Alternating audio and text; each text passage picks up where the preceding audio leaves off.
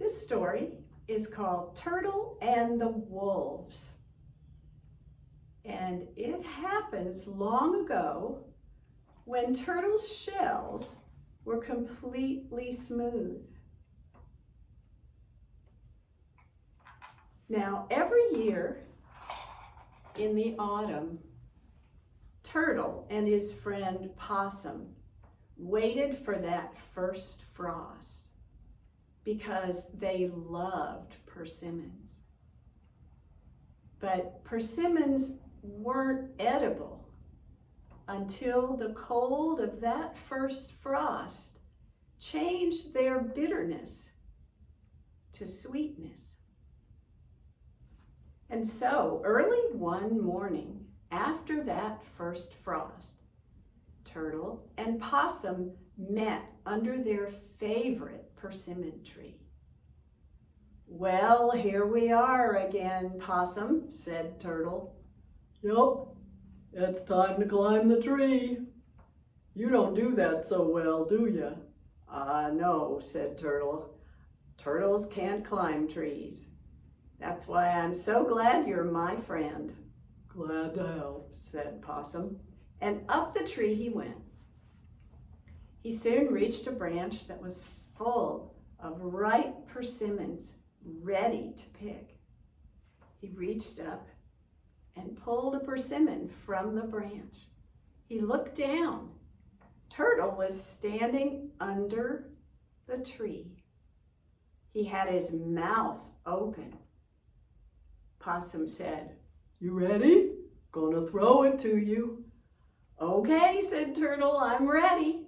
And Possum threw the persimmon, and just as it came down in front of Turtle's mouth, whoomp, he gobbled it up. Delicious, so sweet. "Thank you, Possum.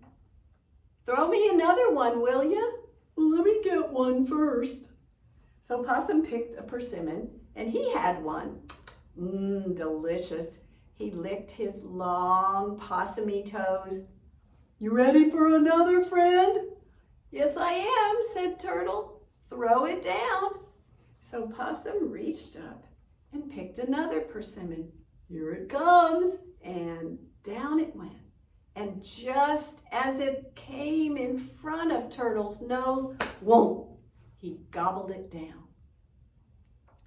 Well, just then, up the hill loped Wolf, and he sat down right next to Turtle under the persimmon tree. Turtle looked up at Wolf. Large, fierce, dangerous. What's he doing here? From up in the tree, Possum said, "Turtle, you ready for another persimmon?" "Yes, please, friend," said Turtle. And Possum picked another persimmon. "Get ready, here it comes." And he threw it down to Turtle, but just as the persimmon came down in front of Turtle's face, Wolf leaned over in front of him and whoomp, he gobbled up that persimmon. "Hey," said Turtle to himself. "What just happened? Hey, Possum, throw me another one, will ya?"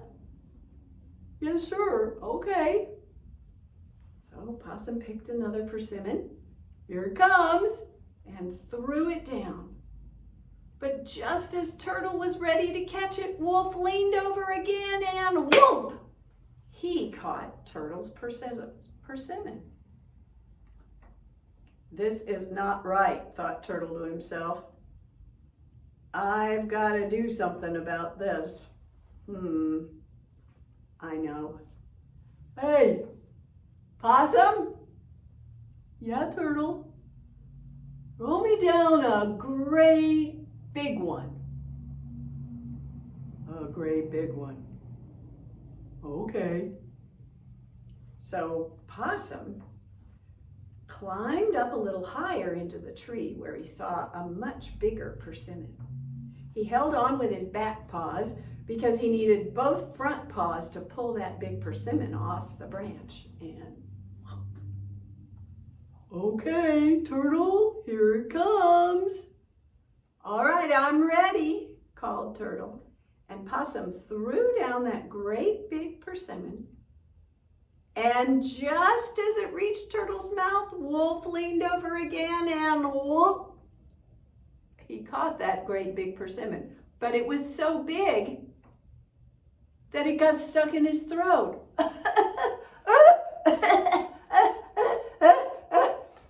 All of a sudden, Wolf couldn't breathe. He was turning blue. He rolled over on the ground, coughing and choking, struggling to breathe. Hey, Possum, come on, that's enough, let's go. Okay. Possum climbed down, joined his friend Turtle. Turtle and Possum walked right by Wolf, struggling there on the ground, turning blue. Now, Possum and Turtle just went on down the path toward the river. Poor Wolf was in big trouble. If you can't breathe, you're gonna die. Luckily, a couple of his wolf buddies came trotting up the hill, found him, turned him over, whomped him on the back until, whoop, a great big persimmon came out of his throat, and he was able to catch his breath. And then, this is Turtle's fault. I'm going to get back at him. That was a nasty trick he just played on me. And I'm going to show Turtle. He told his wolf friends to go back to the wolf lodge and start a big fire and set a great pot of water boiling. I'll be right there, said Wolf.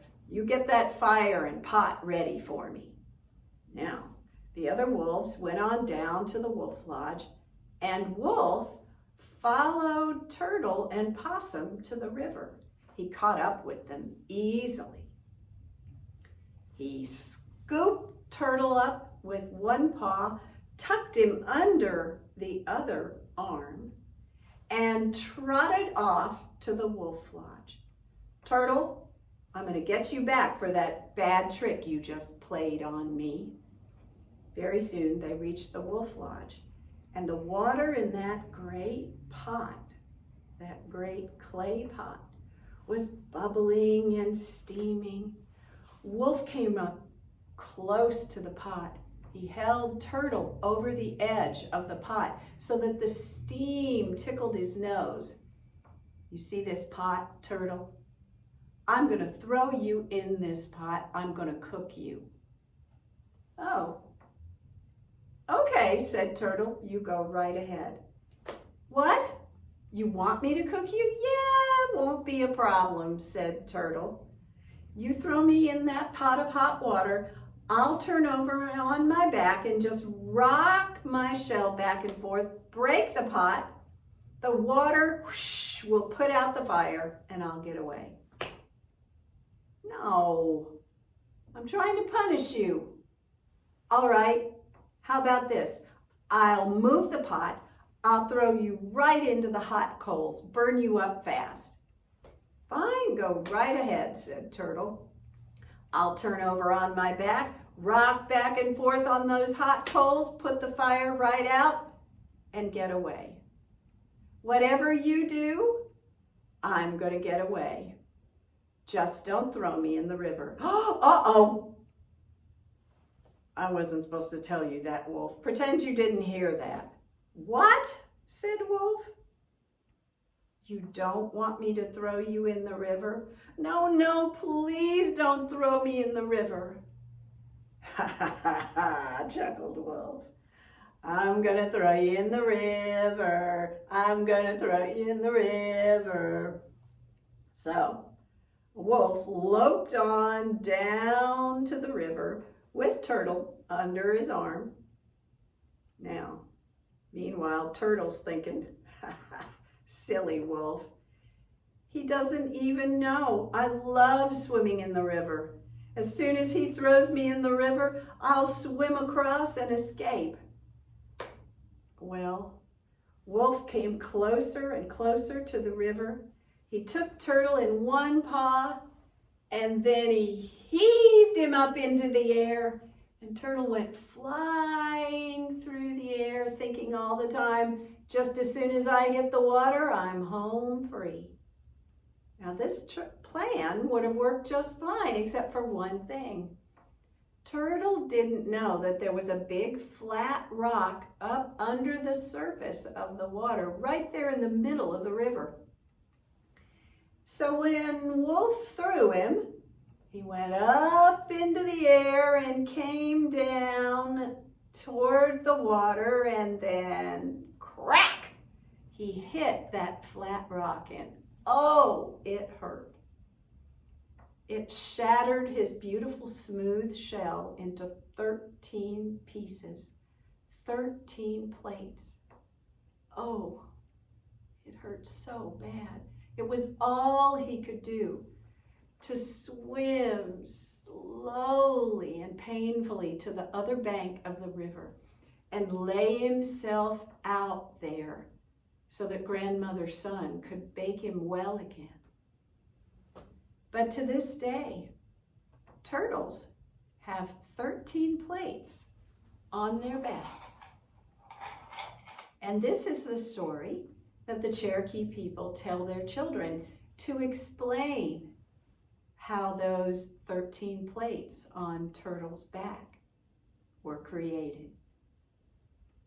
And that's the story of Turtle and the Wolves.